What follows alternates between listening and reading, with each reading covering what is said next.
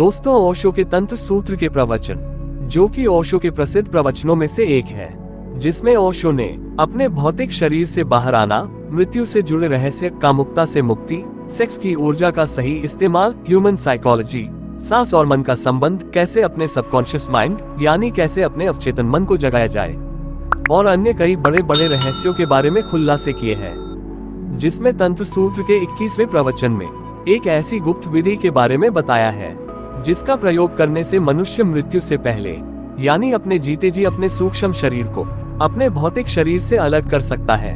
भगवान बुद्ध ने भी मृत्यु से पहले इस विधि का प्रयोग किया था। यह विधि 4 चरणों में है और बहुत ही गोपनीय है।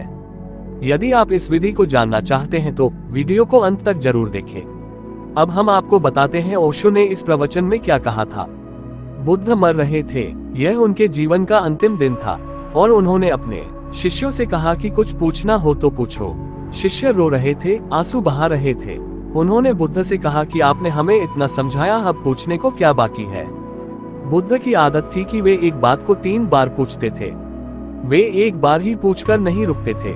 उन्होंने एक बार फिर पूछा और फिर तीसरी बार पूछा कि कोई प्रश्न तो नहीं पूछना है।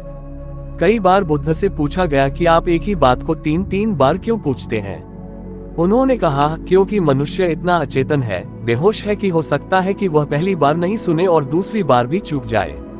तो 3 बार उन्होंने पूछा और हर बार उनके भिक्षुओं ने, शिष्यों ने कहा कि हम अब कुछ भी नहीं पूछना चाहते, आपने हमें इतना समझाया है। तब बुद्ध ने अपनी आंखें बंद कर ली और कहा, अगर तुम कुछ नहीं पूछना चाहते हो तो मैं शरीर की मृत्यु के पहले ही उससे हट जाऊंगा। इसके पहले कि मृत्यु शरीर में प्रवेश करे मैं शरीर से हट जाऊंगा। और उन्होंने आंखें बंद कर ली और वे शरीर से अलग होने लगे। कहा जाता है कि बुद्ध की इस आंतरिक यात्रा के 4 चरण थे।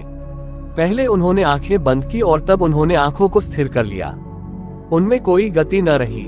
उस समय यदि तुम रेम रिकॉर्डिंग कर प्रयोग करते तो उसमें कोई ग्राफ नहीं बनता। आंखें स्थिर हो गईं, ये दूसरी बात हुई। और तीसरी बात की उन्होंने अपने शरीर को देखा और अंत में अपने मन को देखा। यह उनकी पूरी यात्रा थी। मृत्यु घटित होने के पहले वे अपने केंद्र पर, मूल स्रोत पर पहुंच गए। यही वजह है कि उनकी मृत्यु मृत्यु नहीं कहलाती है। हम उसे निर्वाण कहते हैं, मृत्यु नहीं। ये फर्क है। सामान्यतः हम मरते हैं क्योंकि हमारी मृत्यु घटित होती है। बुद्ध के साथ यह मृत्यु नहीं घटित हुई। मृत्यु के आने के पहले वे अपने स्रोत को वापस लौट गए थे। उनके मृत शरीर की ही मृत्यु हुई, वे वहां मौजूद नहीं थे। बौद्ध परंपरा में कहा जाता है कि बुद्ध की कभी मृत्यु नहीं घटित हुई, मृत्यु उन्हें पकड़ ही नहीं पाई। मृत्यु ने उनका पीछा तो किया जैसे कि वह सबका पीछा करती है, लेकिन वे उसके जाल में नहीं आए। मृत्यु उनके द्वारा छली गई।